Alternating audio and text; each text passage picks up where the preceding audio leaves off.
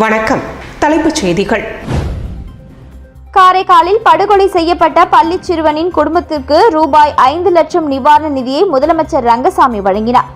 காரைக்கால் மாவட்டம் திருப்பட்டினத்தை சேர்ந்த சிங்காரவேல் சுதா தம்பதியின் 12 வயது மகன் படுகொலை செய்யப்பட்டார். இதுகுறித்து சிறுவனின் பெற்றோர் முதல்வர் ரங்கசாமியை அவரது அலுவலகத்தில் கடந்த ஜூன் 13ஆம் தேதி சந்தித்து குடும்பத்திற்கு உதவ வேண்டும் என கோரிக்கை விடுத்தார். அமைச்சர் திருமுருகன் பரிந்துரைப்படி சிறுவனின் குடும்பத்தினருக்கு முதல்வர் நிவாரண நிதியிலிருந்து 5 லட்சம் ரூபாய் கருணை தொகை வழங்க முதல்வர் உத்தரவிட்டார். அதன்படி முதல்வர் ரங்கசாமி தனது அலுவலகத்தில் அமைச்சர் திருமுருகன் முன்னிலையில் சிறுவன் குடும்பத்திற்கான நிவாரண தொகையை காசோலையாக வழங்கினார். அப்போது சட்டப்பேரவைத் தலைவர் செல்வம் உடனிருந்தார். புதுச்சேரியில் நடைபாதையில் உறங்கிக் கொண்டிருந்த யாசகர் தலை மீது மர்ம நபர்கள் கல்லை போட்டு கொலை செய்துவிட்டு தப்பியோடியுள்ளனர். இது தொடர்பாக போலீசார் விசாரணை மேற்கொண்டு வருகின்றனர். புதுச்சேரி நகர பகுதி செஞ்சி சாலையில் முதியவர் ஒருவர் தலையில் பலத்த காயத்துடன் நடைபாதையில் சுயநினைவின்றி இருப்பதாக அப்பகுதி மக்கள் பெரிய கடை காவல் நிலையத்திற்கு தகவல் அளித்ததின் பேரில் சம்பவ இடத்திற்கு வந்த போலீசார் நடத்திய முதற்கட்ட விசாரணையில் புதுச்சேரி முத்தியால்பேட்டை சின்னையாபுரத்தை சேர்ந்த முருகன் என்பவர் ரிக்ஷா ஓட்டுநராக இருந்து வந்துள்ளார். இவர் தனது மனைவி அவரை விட்டு சென்ற நிலையில் அவர் அதே பகுதியில் யாசகம் எடுத்து நடைபாதையில் தங்கி வந்துள்ள நிலையில் யாரோ மர்ம நபர்கள் சிலர் முருகன் தலையில் கான்கிரீட் கல்லை போட்டு கொலை செய்துவிட்டு தப்பி ஓடியது தெரியவந்துள்ளது. தொடர்ந்து அவரது உடலை கைப்பற்றிய போலீசார் உடற்கூறு ஆய்விற்காக கதிர்காமத்தில் உள்ள அரசு மருத்துவமனைக்கு அனுப்பி வைத்து இக்கொலை தொடர்பாக வழக்கு பதிவு செய்து கொலையாளிகளை தேடி வருகின்றனர்.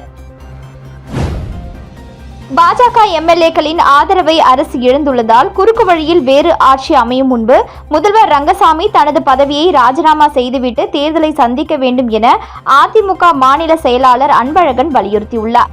புதுச்சேரி அதிமுக தலைமை அலுவலகத்தில் செய்தியாளர்களை சந்தித்த மாநில செயலாளர் அன்பழகன், புதுச்சேரி மாநிலத்தில் பாஜக மற்றும் பாஜக ஆதரவு சுயேட்சை எம்எல்ஏக்கள் சுழற்சி முறையில் அமைச்சர் பதவி வழங்க வேண்டும், வாரிய தலைவர் பதவி வழங்க வேண்டும் என ஆளுநர் மற்றும் பாஜக மேலிட தலைவர்களை சந்தித்து வலியுறுத்தி வருவதால் என்ஆர் காங்கிரஸ் பாஜக கூட்டணி ஆட்சியில் உச்சக்கட்ட மோதல் நிலவுகிறது.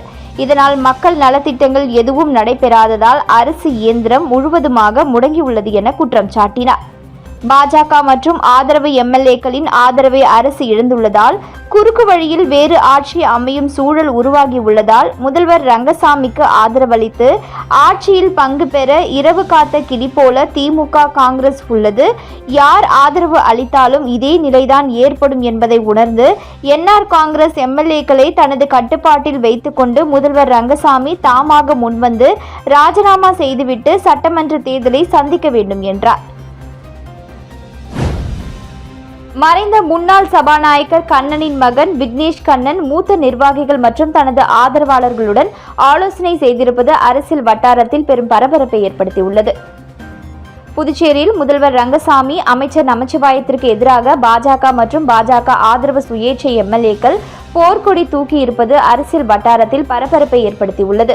இந்த நிலையில் அடுத்த கட்ட அரசியல் நகர்வு குறித்தும் புதுச்சேரி அரசியலின் தற்போதைய சூழல் குறித்தும் மறைந்த முன்னாள் சபாநாயகர் மக்கள் தலைவர் ப. கண்ணனின் மகன் விக்னேஷ் கண்ணன் மூத்த நிர்வாகிகள் மற்றும் முக்கிய நிர்வாகிகளை தனது இல்லத்தில் சந்தித்து ஆலோசனை மேற்கொண்டார். இதில் முதல் கட்ட ஆலோசனை என்றும் மாநிலம் முழுவதும் உள்ள நிர்வாகிகளை ஒன்றிணைத்து அடுத்த கட்ட ஆலோசனை நடைபெறும் என்ற தகவலும் வெளியாகியுள்ளது. எதிர்காலத்தில் எந்த கட்சியில் இணையலாம் என ஆலோசனை செய்ததாக தகவல்கள் வெளியாகியுள்ளது. புதுச்சேரி கூட்டுறவு கல்வியியல் கல்லூரியில் மாணவர் சேர்க்கைக்கு உதவும் வகையிலான கையேட்டை முதல்வர் ரங்கசாமி வெளியிட்டார். புதுச்சேரி கூட்டுறவு கல்வியியல் கல்லூரியில் 2ஆம் ஆண்டிற்கான கல்வியியல் பட்டப்படிப்பு நடத்தப்பட்டு வருகிறது. நிகழ் கல்வியாண்டுக்கான 2024-25 ஆண்டிற்கான மாணவர் சேர்க்கைக்கு விண்ணப்பிக்கலாம் என அறிவிக்கப்பட்டுள்ளது. விண்ணப்பம் கல்லூரியின் இணையதளத்தில் பதிவேற்றம் செய்யப்பட்டுள்ளது. அந்த விண்ணப்பத்தை பதிவிறக்கம் செய்து பூர்த்தி செய்து தேவையான சான்றிதழ்கள் நகல்களுடன் தபால் மூலமாகவோ அல்லது நேரிலேயோ சமர்ப்பிக்கலாம் என கல்லூரி நிர்வாகம் அறிவித்துள்ளது. பட்டப்படிப்பு சேர்க்கைக்கான கல்வி தகுதிகள், அதற்கான கட்டண விவரம் உள்ளிட்டவை அடங்கிய கையேட்டை முதல்வர் ரங்கசாமி புதுவை சட்டப்பேரவை வளாகத்தில் தனது அலுவலகத்தில் வெளியிட்டார். இந்நிகழ்ச்சியில் கூட்டுறவு கல்வியியல் கல்லூரி மேலாண் இயக்குனர் மாறன், நிர்வாகி சாரங்கபாணி, கல்லூரி முதல்வர் தாமஸ் ஆகியோர் கலந்து கொண்டனர். ஆரோவிலில் இருந்து புதுச்சேரிக்கு மிதிவண்டி ரிக்ஷாவில் பயணிக்கும் ரஷ்ய குடும்பத்தினர் செயல் அனைவரையும் கவனத்தை ஈர்த்துள்ளது. ஆரோவில் வாசிகளாக மாறி பல வெளிநாட்டவர்கள் தங்களுக்கு தெரிந்த வேலைகளை செய்து கொண்டு புதுச்சேரியில் வசித்து வருகின்றனர். அதில் ஒருவர்தான் ரஷ்யாவை சேர்ந்த செர்கோவின் குடும்பம். அவரது மனைவி தானியா மற்றும் 3 குழந்தைகளுடன் ஆரோவிலில் வசித்து அதே பகுதியில் உள்ள ஆட்டோமொபைல் பணிமனையில் வேலை செய்கிறார். இவரது குடும்பம் கார் மற்றும் 2 வீலரில் பயணிக்காமல் ஆரோவிலில் இருந்து புதுச்சேரிக்கு ரிக்ஷாவில் பயணப்பட்டு வருகின்றனர். வெயிலோ மழையோ தாக்காத வகையில் மேல்கூரை, பக்கவாட்டில் தடுப்பு திரை என வடிவமைக்கப்பட்டுள்ள ரிக்ஷாவை செர்கே எத்தனை கிலோமீட்டர் தூரம் இருந்தாலும் அவரே மிதித்து ஓட்டி சென்று வருகிறார்.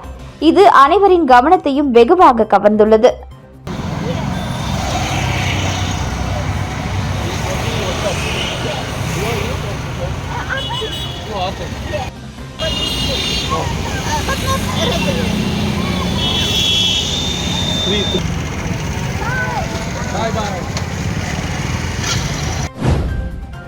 கள்ளச்சாராய விவகாரத்தில் ஓட்டு வங்கி அரசியலுக்காக திமுக கூட்டணி கட்சிகள் வாய் திறக்கவில்லை என தமிழ்நாடு பாஜக பொறுப்பாளர் சுதாகர் ரெட்டி தெரிவித்துள்ளார்.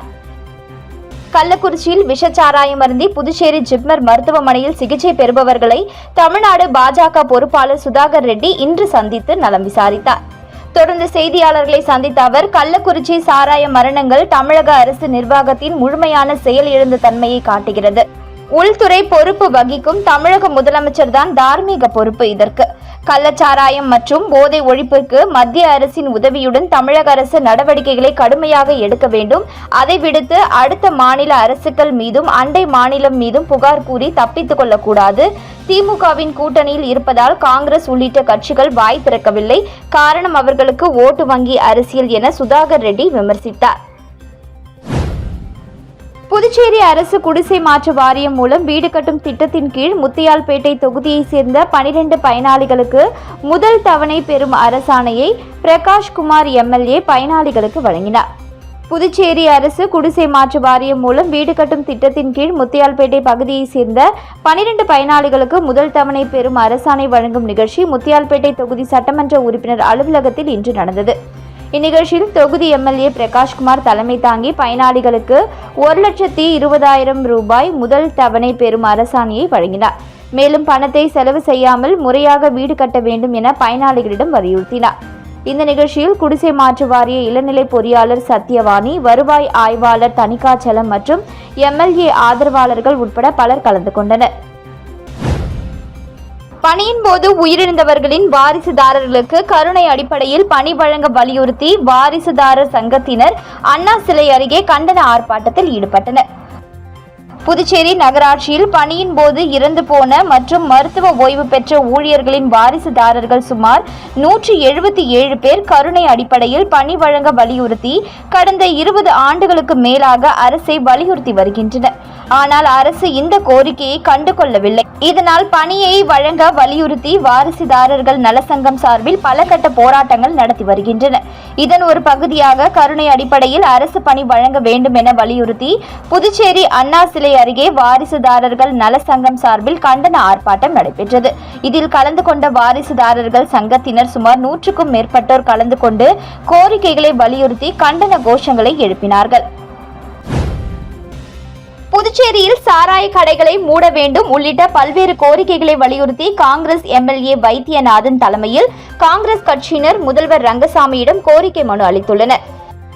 புதுச்சேரி காங்கிரஸ் கட்சி சார்பில் காங்கிரஸ் எம்எல்ஏ வைத்தியநாதன் தலைமையில் காங்கிரஸ் கட்சியினர் சட்டப்பேரவையில் முதல்வர் ரங்கசாமியை சந்தித்து மனு ஒன்றை அளித்தனர். அவர்கள் அளித்துள்ள மனுவில் புதுச்சேரி மாநிலத்தில் ரேஷன் கடைகளை திறக்க வேண்டும், சாராய கடைகளை மூட வேண்டும், நீட் தேர்வை ரத்து செய்ய வேண்டும், மதுபான கடைகளை மதியம் 2 மணி முதல் இரவு 10 மணி வரை மட்டுமே இயக்க வேண்டும் உள்ளிட்ட பல்வேறு கோரிக்கைகளை வலியுறுத்தப்பட்டிருந்தது. இதனை பெற்றுக்கொண்ட முதல்வர் விரைவில் புதுச்சேரியில் ரேஷன் கடைகள் திறக்கப்படும் என காங்கிரஸ் கட்சியினரிடம் உறுதியளித்தார். காரைக்காலில் ராகுல் காந்தியை கண்டித்து பாஜக இளைஞரணி சார்பில் கண்டன ஆர்ப்பாட்டத்தில் ஈடுபட்டனர். பாராளுமன்றத்தில் எதிர்க்கட்சித் தலைவர் ராகுல் காந்தி இந்துக்களை விமர்சித்து பேசியதாக கூறப்படுகிறது. இந்துக்களை விமர்சித்த ராகுல் காந்தி மன்னிப்பு கேட்க வேண்டும் என நாடு முழுவதும் பாஜகவினர் போராட்டம் நடத்தி வருகின்றனர்.